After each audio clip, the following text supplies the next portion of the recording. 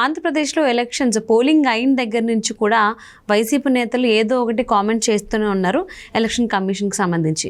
కానీ చంద్రబాబు మాత్రం ఎలక్షన్ అయినప్పటి నుంచి ఇప్పటి వరకు కూడా ఒక్క మాట అయితే మాట్లాడలేదు ఎలక్షన్ కమిషన్ గురించి. ఎందుకు అనంటే ఒక వ్యూహం పన్నారు చంద్రబాబు, ఆ వ్యూహంలో జగన్మోహన్ రెడ్డి పడ్డారు అని అంటున్నారు. కానీ కొంతమంది ఏంటంటే వైసీపీ నేతలు చంద్రబాబు సైలెంట్గా ఉన్నారు అని అంటే జగన్మోహన్ రెడ్డి వేసిన వ్యూహంలో చంద్రబాబు పడ్డారని వాళ్ళు అంటున్నారు. సో ఇందుకీ ఏంటి వ్యూహం? నిజంగానే చంద్రబాబు వ్యూహం పన్నారు అధికారులతో కలిసి? అసలు ఏంటి ఈ అంశానికి సంబంధించి వారి విశ్లేషణని మనతో పంచుకోవడానికి ఈరోజు మనతో పాటు ఉన్నారు Jai Bharat National Party spokesperson Chiranjeevi Nayak ఉన్నారు. వారితో మాట్లాడదాం. నమస్తే అండి. నమస్తే అండి. జై భారత్ అండి.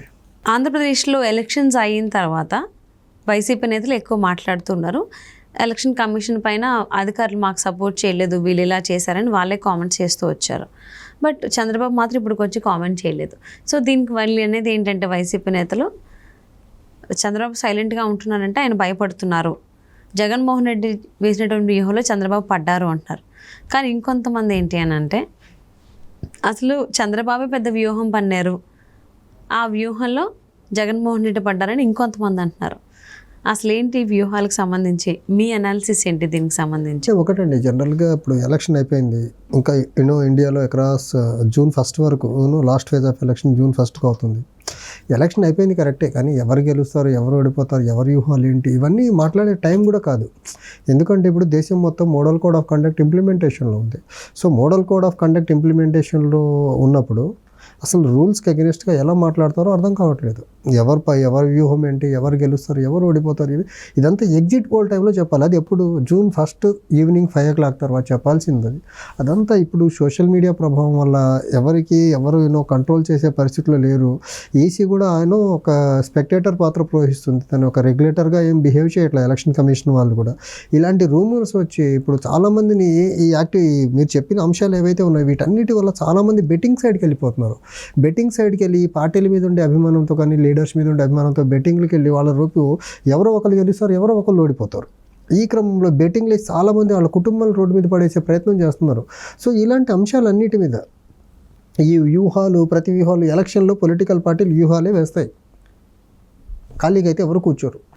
ఎవరి వ్యూహాలు ఏంటిది ఎలా అనేది ఎలక్షన్ రోజు రిజల్ట్ రోజు తెలుస్తుంది. ఎలక్షన్లు అయిపోయినాయి కదా, సో రిజల్ట్ వరకు కూడా వెయిట్ చేసే దాన్ని పేషెన్స్ చాలామంది అనలిస్టులు కానివ్వండి, లేకపోతే కొంతమంది దాన్ని ఏమంటారు బ్లాగులు రాసే వాళ్ళనివ్వండి, లేకపోతే ఆర్టికల్స్ ఇంటర్నెట్లో ఆర్టికల్స్ రాసుకునే వీళ్ళెవరికి కనీసము అసలు ఎగ్జాక్ట్గా చంద్రబాబు నాయుడు గారు యాక్షన్ ప్లాన్ ఏంటి, జగన్మోహన్ రెడ్డి గారి యాక్షన్ ప్లాన్ ఏంటో కూడా తెలియదు వీళ్ళకు. కానీ వీళ్ళకి అనేసుకుంటారు. ఇప్పుడు చంద్రబాబు నాయుడు గారు బయట అక్కడే మాట్లాడట్లేదు, జగన్మోహన్ రెడ్డి గారు ఎలక్షన్ అయిన తర్వాత ఐపాక్ వాళ్ళతో ఇంటరాక్ట్ అయ్యారు, then left for London. So ఇలాంటి పరిస్థితులు వాళ్ళు ఏం మాట్లాడకుండా వీళ్ళకి నచ్చింది వీళ్ళ ప్రమోషన్స్ కోసము, లేకపోతే వీళ్ళ రేటింగ్స్ కోసము, లేకపోతే వీళ్ళ బిజినెస్ కోసము ఏది పడితే అది రాసుకునేసి సో ప్రజల్ని ఒక గందరగోళమైన లేకపోతే పార్టీ క్యాడర్స్ని గందరగోళంలో నెట్టే ప్రయత్నం తప్ప వాళ్ళు ఫస్ట్ హ్యాండ్ ఇన్ఫర్మేషన్ లేకుండా ఏదేం మాట్లాడినా అది నాన్ సెన్స్ అవుతుంది కదా.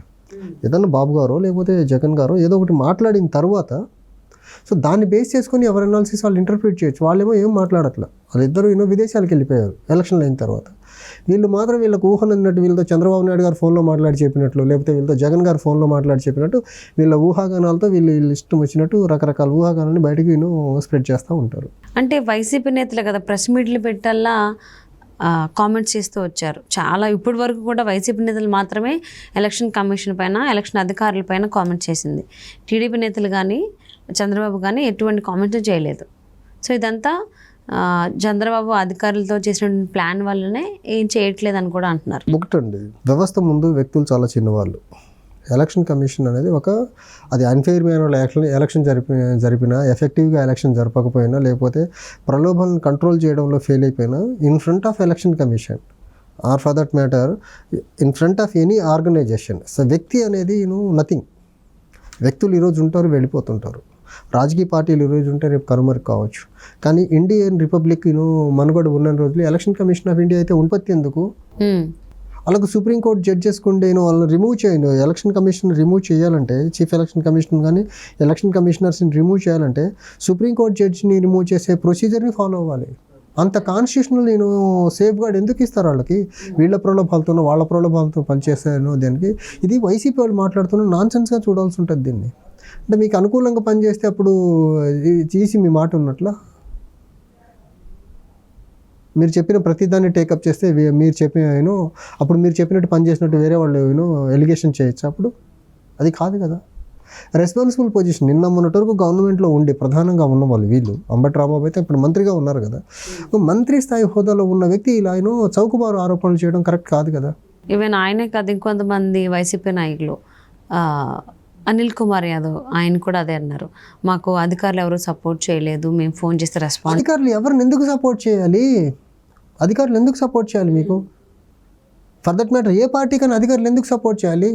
అధికారులు ఒక పార్టీ కొమ్ము కాసేదానికి కాదు కదా ఉంది. వాళ్ళు ఎలక్షన్ కమిషన్ ఆఫ్ ఇండియా అండర్లో పనిచేస్తారు. ఈ ఎలక్షన్ని ఫ్రీ అండ్ ఫెయిర్ మేనర్లో కండక్ట్ చేసేదానికి వాళ్ళు పనిచేయాలి. మీ పార్టీ కొమ్ము కాసేదానికో ఇంకో కూటమి కొమ్ము కాసేదానికో లేకపోతే మా పార్టీ కొమ్ము కాసేదానికి కాదు కదా ఉద్యోగస్తులు ఉండాల్సింది.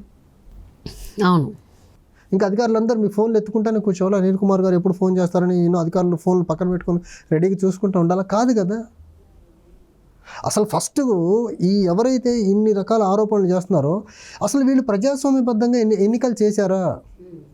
డబ్బు పంచకుండా, మద్యం పంచకుండా, కులాలు మతాలుగా విడగొట్టకుండా, లేకపోతే ఒక హేట్రెడ్ స్పీచెస్ ఇవ్వకుండా, వీళ్ళు కనీసం బూతులు మాట్లాడకుండా ఓట్లు అడిగారా?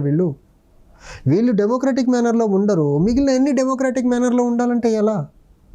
ఫస్ట్ మీకు ఎలక్షన్ చేసే చేత కదా డెమోక్రటిక్ మేనర్లో, డబ్బు పంచకుండా, మద్యం పంచకుండా, ఓటర్లని కుల మతాల్లో ప్రాంతాలకు ఆధారంగా విడగొట్టకుండా ఎలక్షన్ చేసే ప్రక్రియ మీకు చేత కాదు. అండ్ మీకు అన్ని డెమోక్రటిక్ మేనర్లో కనిపించారు. మీరు ఫోన్ చేస్తే అఫీషియల్స్ ఫోన్ ఎత్తాలా, మీరు ఇచ్చిన ప్రతి కంప్లైంట్కి ఎలక్షన్ కమిషన్ రెస్పాండ్ అవ్వాలా అంటే ఎలా? ఫస్ట్ మీరు డెమోక్రటిక్ మేనర్లో డెమోక్రటిక్గా ఉండేదానికి అలవాటు పరచుకోండి. దెన్ ఆటోమేటిక్గా థింగ్స్ అన్ని సెటరేట్ అయిపోతాయి. మీరు డెమోక్రటిక్గా ఉండని రోజులు ఇలానే ఉంటాయి.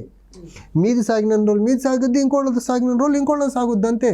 సో అంటే ఎవరైతే కామెంట్స్ చేస్తున్నారో వ్యూహాలు పన్నారు, ఒకరి వ్యూహంలో ఒకరు ఉన్నారు, పడ్డారు అని చెప్పేసి దాని గురించి ఏమంటారు మరి మీరు? ఎవరి వ్యూహంలో ఎవరు పడరండి. ఇప్పుడు అల్టిమేట్గా ఎన్నికల్లో ఎవరు పోటీ చేసినా, ఎవరిది ఏం చేసినా మేము గెలవాలనే పనిచేస్తారు తప్ప అవతలను ఓడించాలని ఎవరు పనిచేయరు కదా. మేము గెలవాలని పనిచేస్తారు. మేము గెలవాలని పనిచేసే ప్రక్రియలో భాగంగా మనం చాకౌట్ చేసిన స్ట్రాటజీస్ని ప్రాపర్గా ఇంప్లిమెంట్ చేయగలిగితే మనం గెలుస్తాము, లేదంటే ఓడిపోతాము. అవతలను ఓడించేదానికి ఆలోచిస్తే నువ్వు గెలిచేది ఎప్పుడు? నువ్వు గెలిచేదానికి నువ్వేం చేయాలో నువ్వు ఆలోచిస్తావు, అంతే కదా. అవతలను ఓడించాలని ఫోకస్ అంతా వాళ్ళ మీద పెట్టేస్తే మన పని మనం ఎప్పుడు చేసుకోవాలి? సో ఇక్కడ వ్యూహాలు అలా ఏమి ఉండవండి. ఫస్ట్ ప్రయారిటీ ఏ పొలిటికల్ పార్టీ అయినా చేసేది ఆ పార్టీ గెలిచేదానికి వాళ్ళు ప్లాన్ వేసుకుంటారు, యాక్షన్ ప్లాన్ వేసుకుంటారు, అంతే తప్ప అవతల పార్టీని ఓడించేదానికి యాక్షన్ ప్లాన్ వేసుకోరు. మనం గెలవాలంటే మనం ఏం చేయాలి? అవును. సో కాకపోతే ఇక్కడ కామెంట్స్ అయితే వస్తున్నాయి, జగన్మోహన్ రెడ్డి ఏమో బాబు వ్యూహంలో పడ్డారని, చంద్రబాబు వ్యూహంలో జగన్మోహన్ రెడ్డి ఇలా వస్తున్నాయి. సో చూద్దామండి ఎవరి వ్యూహంలో ఎవరు పడ్డా. ఒక ఆయన లండన్ వెళ్ళారు, ఇంకొక ఆయన అమెరికాకి వెళ్ళారు. వాళ్ళ పనులు వాళ్ళు